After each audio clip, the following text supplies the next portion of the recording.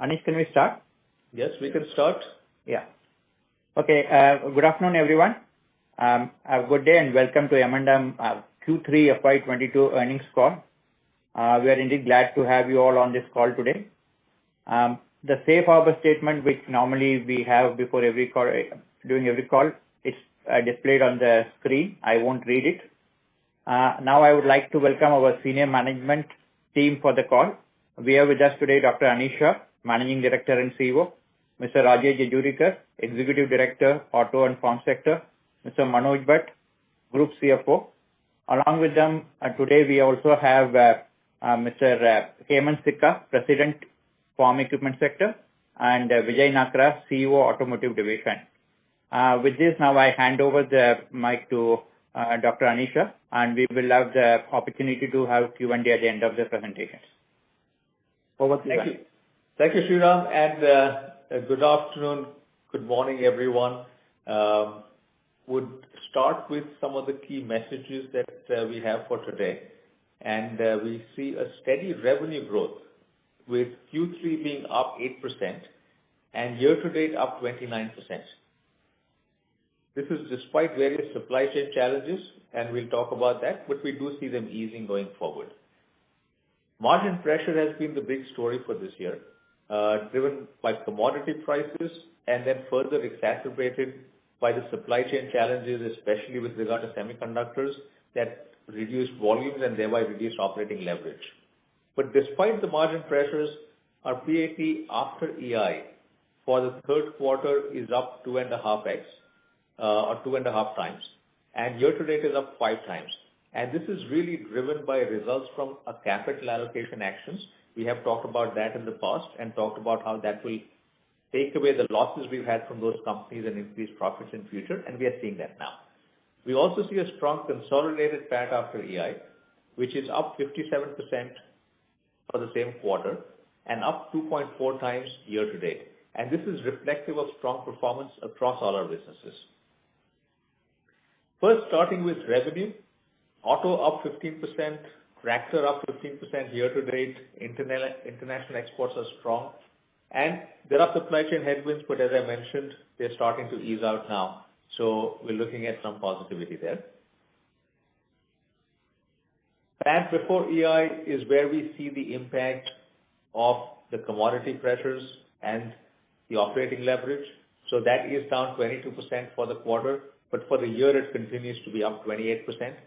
PAT after EI is where we see the benefits of capital allocation that we took last year, and we see our profits going up from 531 crores for the same quarter last year to 1,353 crores for this year's third quarter. At the consolidated level, we see a strong growth in profit before and after EI. Before EI is up 28%, after EI is up 57%, and we'll talk a little more about performance across the group companies. A quick highlight on farm, and we'll go deeper into that. Revenue is up 2% in a tough quarter, even as market has gone down, and this is driven really by a market share increase of 140 basis points, which is a fairly substantial number. Year-to-date, farm revenue is up 15%. Profit, again, you see the impact of commodity prices here. It's down 24% for the quarter, but year-to-date it's up 4%. And we've talked about international subsidiaries in the past. It is now positive for 6 quarters in a row in terms of PBIT, which is again a good reflection of the category A and B that we had talked about earlier. And we are seeing the benefits of these businesses turning around and getting on the path to the returns and growth that we want. Auto sees a better performance in revenue as we've seen some easing of supply chain, 16% up for the quarter, 40% year-to-date. Here, in addition to commodity prices, we've got a volume loss of 20,000 due to ECU shortages, and therefore PBIT is down 40%, but it's improving from a quarter-over-quarter basis. Mahindra Finance is one area where we had seen loss in the first quarter driven by higher GNPA and resulting provisions. We see it coming back very well. In fact, a little better than what was promised by the business. The promise was 70 to 80% of provisions reversed in 3 quarters after that. At this point, 60% has been reversed in the first 2 quarters already, so we are slightly ahead of track on that. GNPAs have gone down from 15.5% to 11.3%, and as you see the provisions, 2517 was what was taken in the first quarter. 60% of that has been reversed, and we do expect to see good performance on reversing these in future as well. The deep dive that we've shown before, stage 3 asset under management has gone down from 7,900 to 7,088. Stage 2 down from 12,287 to 10,980. This is being tracked very closely, and we expect a further reduction in both stage 2 and stage 3 in the current quarter. In addition, we have talked about, or the business has talked about the RBI circular that was released in November, which talks about IRAC norms, and there is still some clarity awaited. If the business has to meet GNPAs and net NPAs for IRAC norms as well, then we would have to go down to a net NPA of less than 6%. And to do that, we would likely have to take a 500 to 1500 crore additional provision in Q4 to achieve that over and above the other performance that the business will drive, but the other performance we expect to be positive. So we will have more clarity on this, and once we do, then we will share that with everyone as well. Very strong performance at Tech Mahindra. PAT is up 5% for the quarter, but 21% year to date. And in addition to that, it's a broad-based growth across multiple segments. TCV is 700 million plus, attrition's down. And one thing we are very proud of is the work on the sustainability and climate change front, where we are the only Indian company to score A in both CDP, climate change, and water security. As we look at listed growth gems, logistics has had some one-time issues with regard to specific areas, and therefore profit has been down, the revenue has been growing well. The business overall is in good shape. Hospitality and real estate have seen significant growth as they've overcome some of the issues of the past year, which were a little more COVID hit, and they are both on a strong trajectory right now. And as we talk about digital platforms, they continue to do well. First Try, Car and Bike, and Porter continue to increase in their valuations. The digital FinCo is up and running now, and we are looking at a couple more in AgTech and receivables. These are vehicles to unlock value for the group. With that, let me invite Rajesh Jejurikar to take it forward. And while I do that, this time we're also going to have the CEOs of our auto and farm businesses, Vijay Nakra and Hemant Sikka respectively. And what we will do is have them spend more time on the first and third quarter analyst meets, and Rajesh and I will spend more time on the second and fourth quarter. So that allows you to get a broader perspective from our leadership team. Rajesh, over to you. Thanks, and good afternoon, good evening, good morning to everybody based on the country you're in. What you see here are the highlights of the farm equipment business.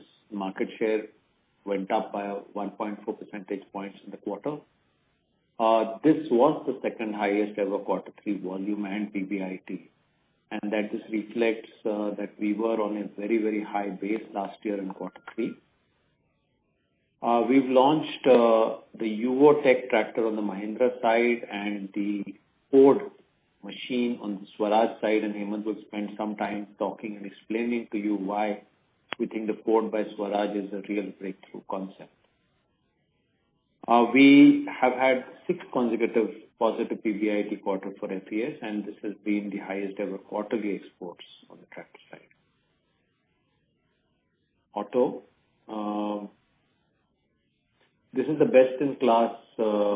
We've delivered a best in class margin way above the peers with a very strong booking pipeline of 155,000 open bookings. This includes the XUV 700, which has open bookings of 70,000 at the moment. Total bookings are 100,000, but open bookings are 70,000.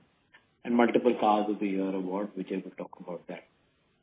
Seeing a very strong growth on the EV 3-wheeler performance, which is highest ever quarterly billing and retail. And the trend and trajectory is going to be upward from here as the market penetration of electric three-wheelers increases. The auto subsidiaries have improved their performance as well, and we've seen a strong export growth in Q3 in the auto side as well. Next.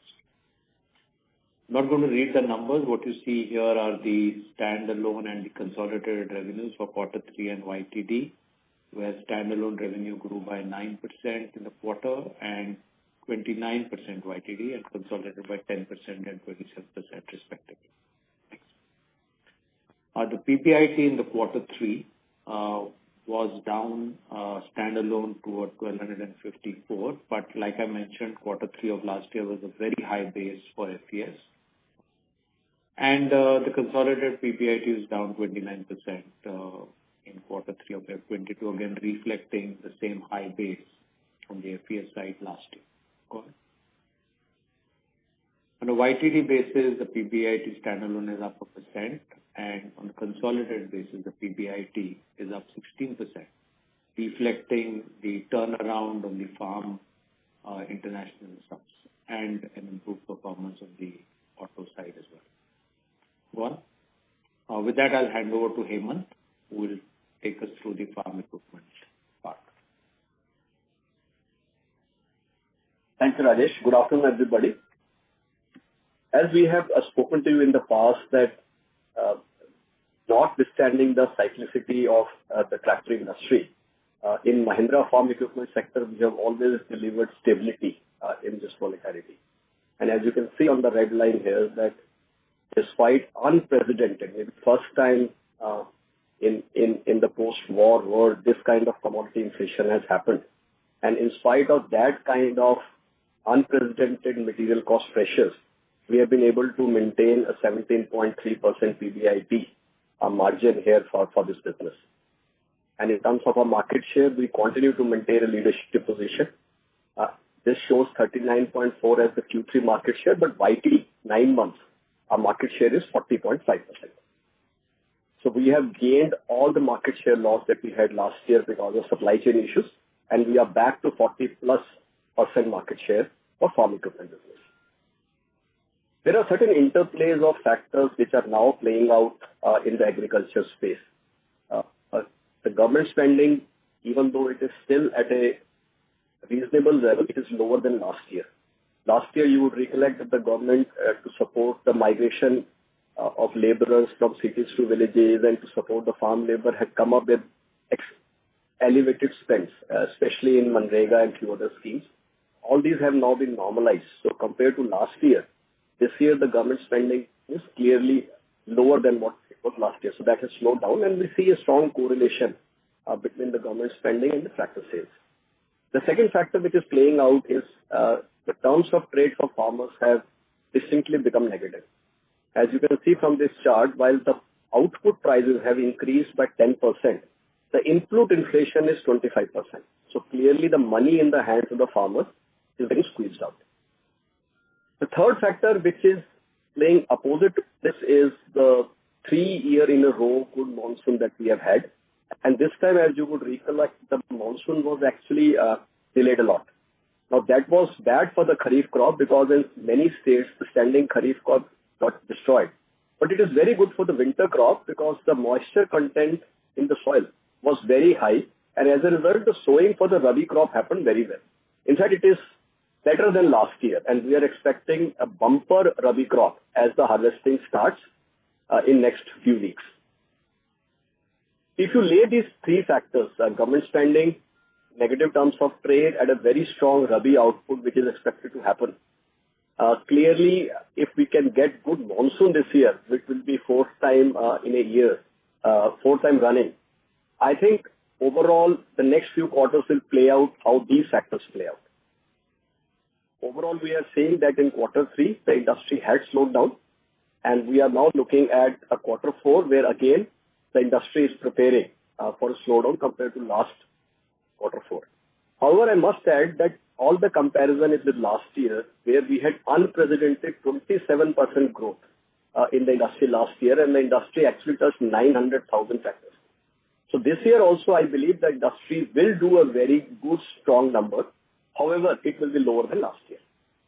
Next slide, please. This is the product what Rajesh spoke about. We have launched this under the Swaraj brand. It is called Powered by Swaraj. You can see this is a very innovative product, and we believe that this product can totally disrupt the power tiller usage industry. Power tillers, are not ride-on ones. You walk behind them. They are very cumbersome to use. They topple at many times. Huge farm budgetary. And this is a machine where it is just like any other vehicle. You take it in your farm, and it can work for both interculture as well as for cereal crops like paddy and wheat. The beauty of the machine is the innovative features. As you can see that we have very high ground clearance, and it is adjustable. The ground clearance can be adjusted by 500 millimeters. So as the crop goes up, as you can see in the middle picture, you can keep taking your machine up and still continue to do interculture weeding and spraying operations. And you can adjust it upwards, downwards as the crop grows up. The third picture shows you that it is bidirectional. Just to help you understand, in the first picture, if you see the larger tires are on the back side, whereas in the third picture, the larger tires are actually front side. So that means the machine has turnaround, and it is a very simple maneuver that you do to turn around the machine, and it works beautifully in both the directions. These are some of the features which I have showcased. There are many more features like that, and we believe this is a very innovative product. We have done a pilot launch in 3 states, and we have got excellent feedback from our customers, and now we are gearing up to go to next 10 states in this. We'll keep you posted on how this product shapes up, but very exciting times. I also want to talk to you about the whole tech play that we are developing in farm equipment sector. Anish spoke about the whole agri-tech platform, and we believe that this aligns very well with the purpose of Mahindra's tractor business, which is to transform farming and enrich lives. We believe that with this technology, we can transform the farming in India. In this, we have several use cases, but I would like to today share 3 use cases here. The first is our IoT platform, which is a purely IoT AI in-house developed platform, which we have branded as DigiSense 4G. With this, you can actually, a farmer can keep a track of all his tractors, multiple number of tractors, while sitting at home or working at a very far distance from where these tractors are being used. We will show you videos to explain it. Similarly, we have a Nidan app, which is a crop disease identification app. Here, the farmer just has to take the picture and upload it on our app, and we can tell which pesticide and how much quantity of pesticide is to be applied to get rid of this pest. And the smart harvesting is again a very cutting-edge solution we have developed. This is purely based on algorithms that we have prepared to decode the satellite imagery. Some year back, we had spoken to you about our investments in startup across the world, and one of the company that we invested was specialized in decoding satellite imagery, based in Switzerland called Gamaya. We have bought this entire proprietary knowledge. Now this is a Mahindra proprietary knowledge, and our teams are fully equipped and trained to handle and build further on it. This tells the farmer, by analyzing the satellite imagery of his farm, what is the best time to harvest the sugarcane, and this impacts the sugar recovery. And even a 1% increase or decrease in the sugar recovery, you can imagine, is worth hundreds of crores for the farm mills. We have already signed up 6 sugar mills to demonstrate this technology on a pilot basis, and we are going to sign up many.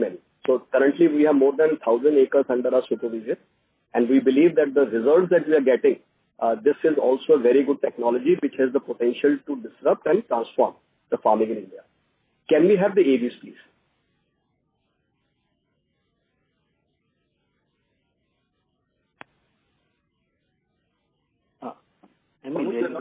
Audio. Let's move forward. This is the performance on our global subsidiary.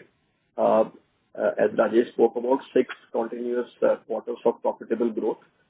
The Magna, which is our US-based company, Mahindra Agri North America, the billing volume was 35% up, continues to maintain good profitability. Mitsubishi Mahindra Agri Machinery, MAM in Japan, again the profit is better than last year. And both our companies in Turkey have delivered a very knockout performance in profit. For Arkun Tractor, it is the highest ever Q3 profit, and for Arkun Foundry, it is the highest ever quarter on profitability. The third company, Hisarlar, has been divested as part of a capital allocation policy, and both the remaining companies in Turkey continue to do very well for us. In Brazil, our volume is 80%. Market share in our segment of less than 100%, we continue to gain. The market share is now 4.6%. It is again the highest ever PBT there in Brazil. We are planning to launch South Africa in quarter 4 of FY22. Next, please. And this slide you have seen over the last few quarters in F19, F20, when we had those challenges on the losses in our global subsidiary. You can see that F21 onwards, major turnaround has been affected in all these companies, and we had a very small loss of 769 crores. And since then, in the last 6 quarters, our profit has improved, and we are profitable continuously. So the turnaround has kind of become very structured there. There are a lot of structural changes done, and now we see continuous path to profitability for our global subsidiaries. Next, please. Vijay, over to you, please. Thank you, Hemant.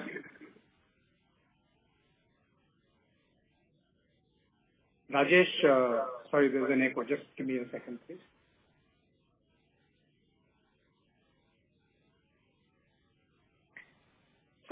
Sorry about that. Rajesh, in his opening remarks on the auto business, spoke about the success of the XUV700 and the strong pipeline of bookings. So I thought an appropriate slide to begin with would be to just share with you where we are on the 700 journey. We have now clocked 100,000 bookings in 4 months. We've already started seeing and receiving the accolades for the XUV700. And, we thank Shutter Drive, IVA 2022, Z News, Motor Vikatan, AutoX for recognizing this. And more so, Team BHP, which in their internal method of voting to arrive at the car of the year, have called out XUV700 as the car of the year. Most of you all know that Team BHP is a digital platform of auto enthusiasts. So you can clearly see that with a great margin, they've called out XUV700 as the car of the year. The other thing very quickly I want to cover on this is that we have 70,000 open bookings, and we continue to have a strong pipeline of bookings coming in on XUV700 despite the long waiting period, especially on the high-end variants of the XUV700. Next slide, please. We were talking about a very strong pipeline of open bookings. We spoke about 155,000 plus. You can see that this total open booking is spread across products. XUV300, we continue to have a strong booking of 7,500 per month. In quarter 3, Bolero as a family, both the Bolero Neo and the classic Bolero, 7,000 plus bookings every month. Scorpio going strong with 5,500 bookings every month. Pickup, very strong product with the highest market share in the category. Again, strong booking of 14,000 per month and a strong opening booking. And even Thar, after more than a year of launch now, 15 months into launch, besides the open booking of 31,000, we continue to get over 4,000 bookings per month in quarter 3. At this stage, some of you all would have seen the new Thar commercial that we put out. We had it on CNBC and some of the news channels during the budget period, but we thought it may be an opportune time for us to share what we've done in terms of building the Thar brand by putting out the communication on the product. Can we have the TV? Me again, Ami, sound is not there. You might need to start again.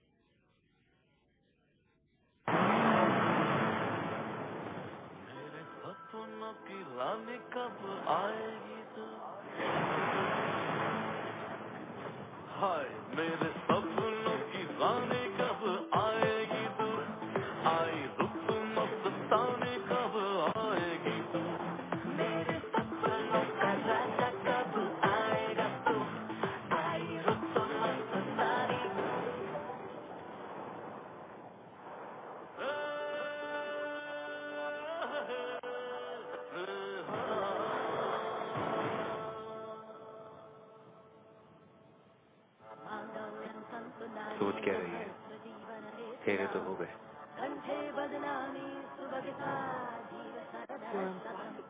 Impossible. वो क्या होता है?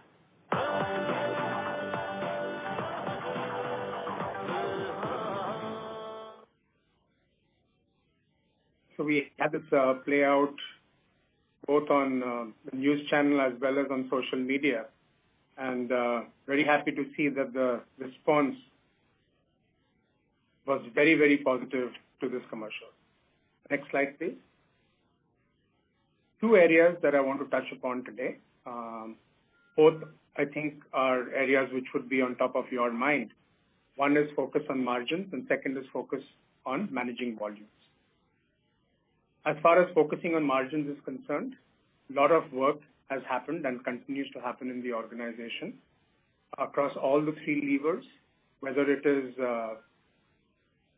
identifying every opportunity on material cost saving across products, fixed cost optimization, something we've spoken about in all our meets and continues to be a major area of focus. And we've taken appropriate selling price increases through the year, including one in the month of January. When it comes to managing volumes, while we did have a loss of about 20,000 vehicles in Q3 because of semiconductor shortages, we firmly believe that if there are no new surprises that spring up, the worst is behind us. A lot of work has gone in to solve both short-term and medium-term in terms of semiconductor supplies. And I'm just going to touch a little bit more about this in detail in the next slide. So in terms of short-term actions, we've been talking about the supply constraint of ICs from Malaysia. We spent a lot of time talking about that in the last meet. Happy to say that we've identified new IC source so that we are able to create fungibility across our products. And we are already seeing the benefit of that, as well as sourcing ICs from the open market to help us create good reserve stocks, as a result of which we are seeing the benefit already coming in the early days of February. And that gives us a lot of confidence going forward. On the medium term, there are certain things that we've done on the product development front, especially looking at how do we remove complexities of multiple function ICs on the ECUs, and also look at alternate multi-sourcing of components on the ECU front. And with the short-term and medium-term actions in place, we believe that, as I did mention, the worst is behind us. We believe for the short and immediate term, we've solved to a very large extent the constraints that we sit with. And going forward, with the improvement in the supply of semiconductors, we believe we will be able to get some operating leverage out of this into our financials with volume. With that, let me hand it back. Now let me hand it to Manoj. Manoj, over to you.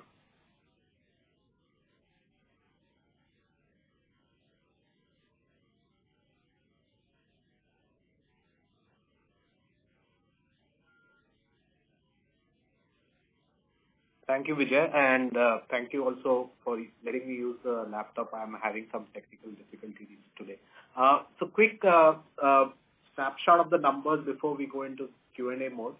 I think we spoke about this overall revenue at 15,239 crores, a growth of 8%, led by auto, and I think both Rajesh as well as Vijay talked about it in terms of the sector doing really well. On the EBITDA front, while this quarter has been impacted by the material cost and partially because of the supply constraints, I think going forward, I think there are we do see stability, and there is some positive signs around the stability on material cost, and that should be able to, in conjunction with what Vijay said, be able to create some margin levers going forward. If you move to the next slide, please. At the PAT level, before EI, it translates from the EBITDA picture, where there's a decline of about 20%. At the after EI level, at the standalone, there is no EI this quarter. In quarter 3 FY21, we had some EIs as part of our capital allocation actions. So the 1353 number, which is the PAT after EI for quarter 3, is a normal number without any EI for the quarter. If you look at the kind of the waterfall from last year, same quarter, to this year, this quarter, I think clearly both farm and auto have shown a decline in absolute terms because of commodity cost pressures and also because of some of the supply constraints, especially on the auto side. On the group companies, the performance has been about flat at a standalone level. And this is not the consolidated picture. This is just the pickup we have for various things like dividends and so on and so forth. Moving to the next slide. At a consolidated level, again, auto leads the way with a 16% growth.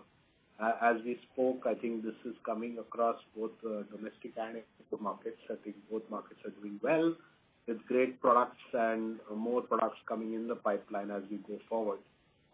Farm at a consol level, I think there's a growth because the export markets have done well, and our international operations have done well in terms of revenue.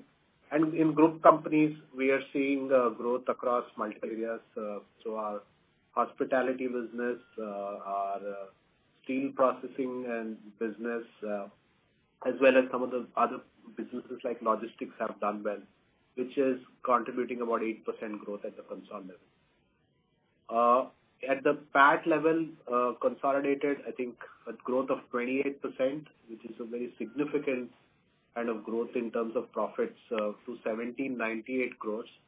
And at a PAT after EI level, it's a growth of about 57%. This quarter, we have had positive exceptional income, largely because of funding round in one of our holding companies, or one of our investing companies, which is Porter. And as we had disclosed last quarter, Porter has a post-money valuation of 500 million.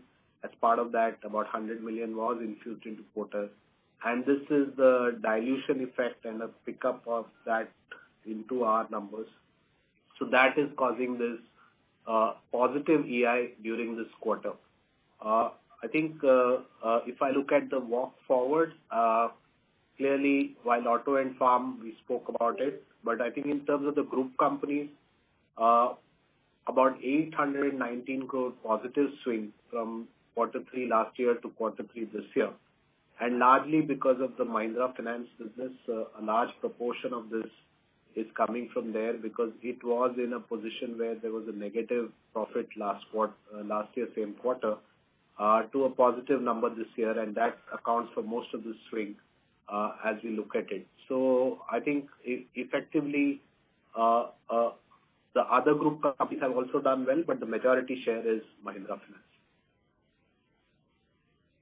With that, I think we have come to the end of the presentation, and over to you guys for questions.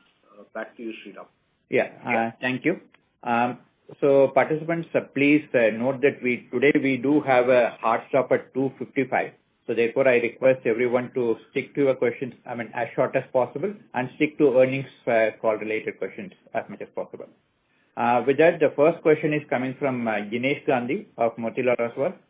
Jinesh, also one more request, participants, please, muting and unmuting will be done from our side. You don't have to mute, so that it doesn't, in case you need to ask an additional question, you could do that clarification. With that, Jinesh, go ahead with your question. Yeah. Thanks, Sriram. Am I audible? Yes, Jinesh, you are. Go ahead. Yeah. So first, a couple of clarification. One is on this Scorpio launch timeline. So is it on track for fourth quarter launch? And second, clarification on the media articles about demerger of tractor business. If you can clarify on those two things. So Vijay, if you can take the first one, I'll take the second one after that.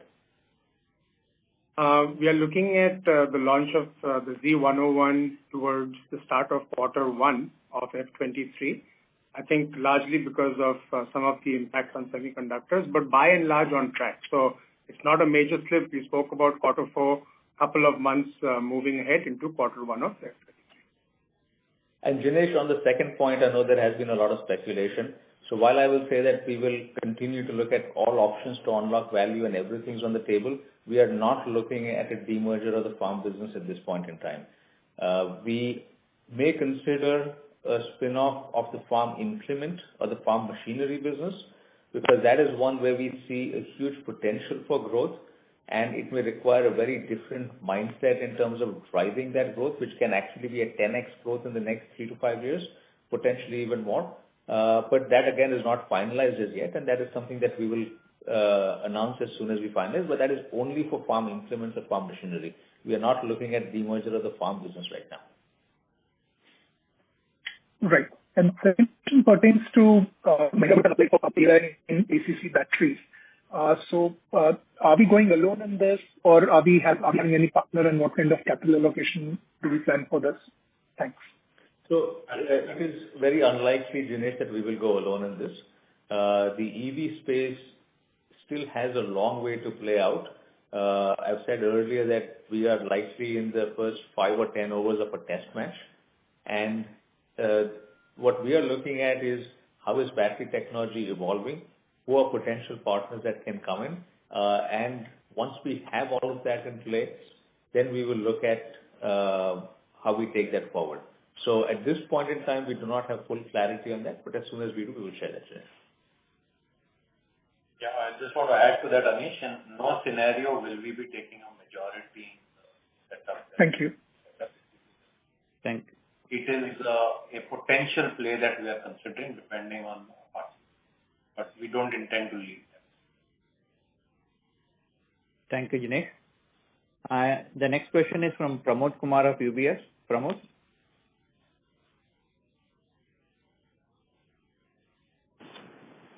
Hello. Shriram? Yeah, go ahead, Pramod. Yeah, sorry. Just a question on the auto sector. The order backlog of 55,000 is great. Tells a lot about the customer expectations on the product lineup and excitement, but the waiting period is too long. At the current production rate, it's well beyond 5-6 months, which is never a healthy thing. So what are the plans on production ramp up? If you can quantify, by when do you expect to hit milestones like 25,000 or 30,000 in terms of monthly production run rate for SUVs? That will be really useful for us to model in, because the order backlog is great, but we don't know what to do much on a quarterly basis with that, because we don't know the production trend here. So if you can just help us understand the milestones, and especially given that Scorpio will come in. It's one of your best, I think I'll call it as the best brand what Mahindra has in the SUV franchise, and still going very strong after 20 years. So expect great numbers on that product as well. That will only make your order book even larger and the waiting period longer. So if you can throw some light on the plans on the production side, and linked to that, what is there long enough runway on the margin improvement side for automotive event? Because the volume runway clearly looks pretty good at this point of time. But if you can make some comments on directionally where do you aspire the margin should be given the strength of the product portfolio and the fact that you are practically not facing much of competition. It's a very strong niche where you're operating with the new lineup. So those comments will be very helpful, Rajesh and Vijay, and Anish as well. Rajesh, you want me to take that? Or? Sure. Yeah. Maybe I'll get started, Vijay, and then you come in. So, Pramod is trying to stay with our general philosophy of not giving specific guidance on volumes. Vijay will talk more about multiple things that we are doing to improve the semiconductor situation. The situation has improved dramatically over the last 4 months, and we would start seeing a very good move in the direction of the numbers that we're seeing. I'm going to, at the moment, avoid giving you an exact time frame because, we keep seeing also a lot of volatility, but the way things are looking, it's not too fast. Vijay. Yeah, I think 2 things. One, you're absolutely right that the waiting period is probably not very healthy, especially on some of the brands and more so on particular variants. But, just in perspective, if one looks at any successful, well-performing SUV brand in the market today, the general waiting is in the period of 4 to 6 months, because I think there is a significant impact that cuts across the industry. But anyway, having said that, couple of things on the semiconductor front that we've done. And like I said, first let me talk about the short term and immediate term, what we've done as a result of which we're already seeing the benefit already in the month of February, which is why Rajesh said that while we're not looking at giving a guidance, we have a very high degree of confidence of getting to the kind of numbers you spoke about. So firstly, Malaysia was the biggest constraint that we kept talking about from the particular IC that we were sourcing from as a single source. We've already debottlenecked that by looking at multiple other sources. Not only that, we've taken the fungibility of that across our brands. That's one thing that we've done in the immediate short term. Second, as I did mention, sourcing of ICs from the open market, that too has helped us in a very big way. Number 3, we've also looked at alternate sources for ECU. All of these are beginning to already show benefits because these were actions that we kicked out in the last 3 to 4 months. The other thing that, that I'll talk about, which is on the product development front, which is when we moved to BS6, with the shift and advent of technology, there was a bundling of a lot of complex functions onto a single ECU. And that coupled with a single source is what led to, the kind of complications we've had on the supply chain side.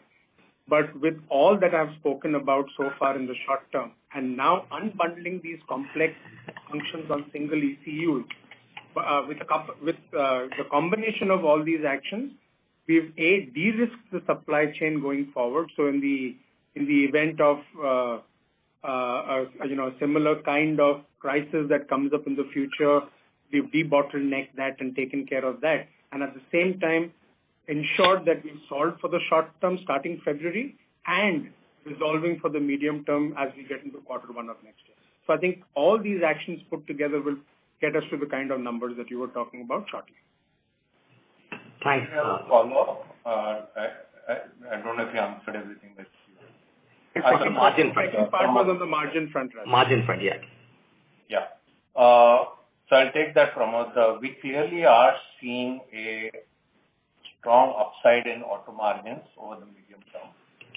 These will be led by 3 things: operating leverage kicking in, the impact of pricing on new products as they stabilize, because clearly we've seen when we have successful launches, we build margins over a period of time, and a very structured cost reduction program that we have both on material cost and on other costs. So with all of these, we believe that in the medium term, we can get a margin upside of about 3% from where we are at the moment. So we are pretty optimistic about the margin upsides, given the strong demand momentum and focus we have on costs. Thanks a lot, Rajesh. And I think I'll spare my other question for the other participants given the time constraint. Thanks a lot. Thank you. Thanks, Pramod. Next is Gunjan from Bank of America. Gunjan, can you go ahead? Yeah, hi. Can you hear me? Yes. Okay. So thanks for taking my question. 2 questions from my side. Firstly, on the auto business, this extension to what Pramod had asked, what you point out is basically the supply chain constraint easing. But if I look at your slide 27, right, where you put the sustainable run rate or monthly run rate you're seeing across models, this is almost double of what we are producing right now for most of the models. So what is it beyond the supply chain they're doing in terms of, capacity ramp up for some of these models? From what I understand, both for XUV as well as XUV, 700 plus the 300, the capacity is much lower than the run rate that you're seeing. So if you can give some perspective, is there a case re-looking at the capacities for these models as well?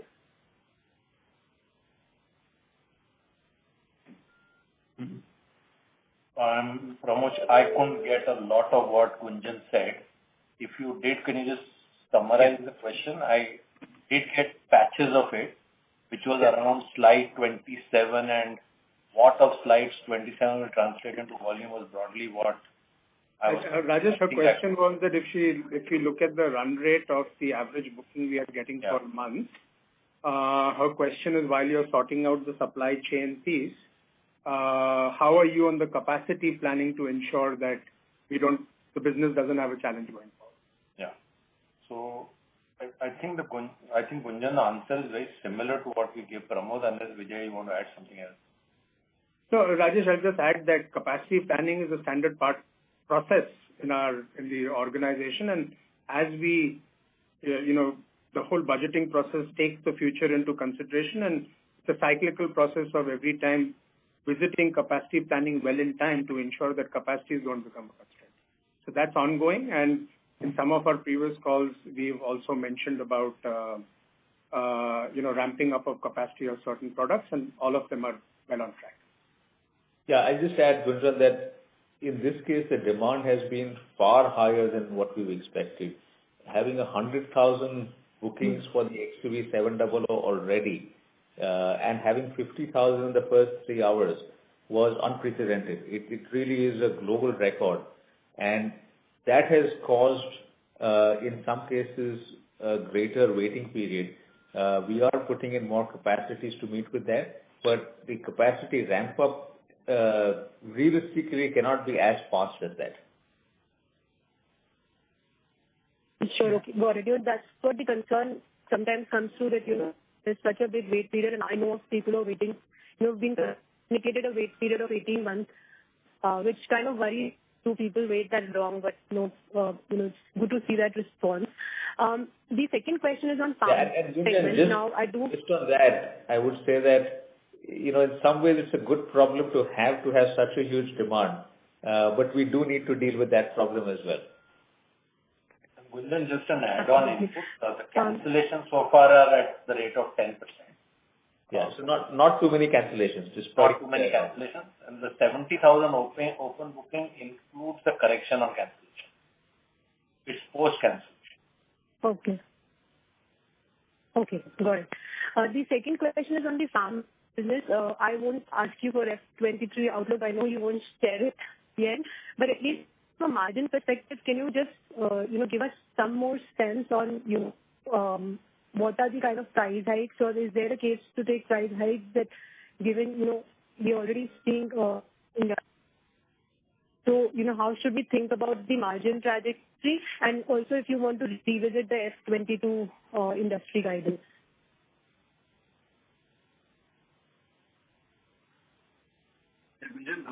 Let me take that.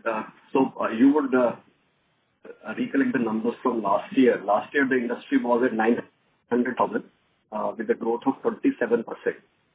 So this year, with all the play of factors that we are saying, the industry still will do very well.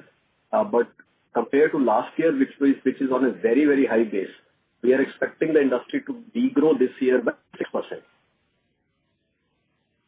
And in terms of the margin, that we have always said that we will maintain the best-in-class margin. We always give a range of margin from 17 to 19%, and we will play within that range. We have taken price increases through the last 6 quarters, and we believe the last price increase was also taken on 1st of December, as recent as that. We believe that the commodity inflation for FY23 is looking benign. That will give us a better room to improve our margins than an immediate price increase. However, if the price increases are warranted, we will surely take them at the right time. So we are watching this space very carefully, and any opportunity which comes, we will look at that. Thank you, Hemant. Thank you, Gunjan. The next question is from Kapil Singh of Nomura. Kapil, you can go ahead.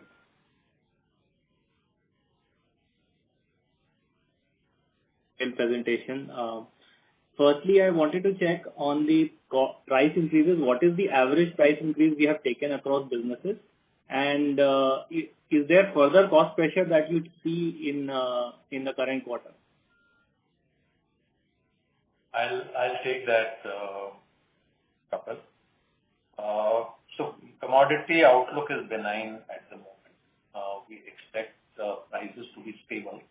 Not yet seeing a downward trend, but a downward trend will kick in over the next 18-24 months. Not sure when that will happen. For the moment, we are assuming a benign commodity price outlook. On the tractor side, in F22, we fully passed on all material costs. There's some backlog of F21.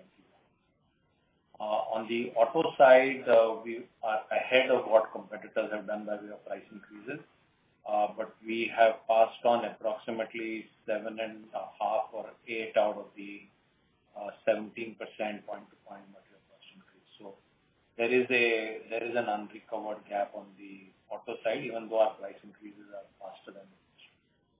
So we'll have to do a combination of costs, price increases, and hoping for commodity prices to come downward, which we think will happen over the course of the next year.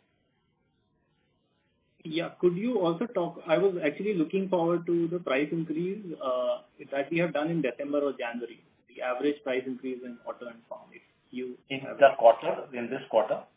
Yeah, in December or January, whenever you have done the recent ones. Vijay, Hemant, you are going to just... Yeah, auto took a 2.5%. Sorry, auto took a 2.5% increase in January, over and above the price increase that we had taken during the course of the previous quarters. The tractor business took a 2% price increase on 1st of December. Okay, perfect. And Kapil, you may have this already, but in addition to that, the XUV 700, as you know, had price increase after the first 25,000 and an effective increase after the second 25,000. So as we come close to hitting that number of first 25,000, we start pricing higher for the next round of deliveries. And similarly, the Thar went through that as well. So we're effectively pricing higher for the Thar today than we were a few quarters ago. Sure. Second, I wanted to check on the timelines for electric vehicle launches. We've heard about eKUV and eXUV. Broadly, I'm not looking for exact time frames, but broadly, are they both in FY23? And also, what is the cost impact of CAFE norms particularly for diesel or petrol segments for you? How well are you prepared to handle this? Thanks. Rajesh, you want me to take that? Yeah. Okay. So on the CAFE front, we are prepared and we will meet the CAFE norms based on the combination of diesel, gasoline, and the launch of the eXUV 300, which happens next year. So that this also, in a sense, answers that question of yours. From a broad time perspective, it is scheduled for launch towards end of quarter 3, quarter 4 of F23. I hope that answers your question. I was also looking for the cost increase for diesel because of CAFE 2 norms. I think very high. Yeah. Factor that into our calculations. I think it's in the region of 10,000 or less. It's about, it ranges, it varies from model to model, but it's in the range of between 8 to 12. So Rajesh, right, it averages out. Okay, perfect. Thank you so much. Okay. I think there are a few more questions, but I think we are hitting the 2:55 time mark. I'm sure there are more opportunities for us in the next coming weeks to meet, at different forums, so we could continue to answer your questions. At this point of the time, we have to close the conference here. Thank you everyone for joining the call, and look forward to meeting you again in the near future. Thank you, Anish, Rajesh, and Manoj, Hemant, and Vijay. And thank you everyone for joining us today. Have a nice day.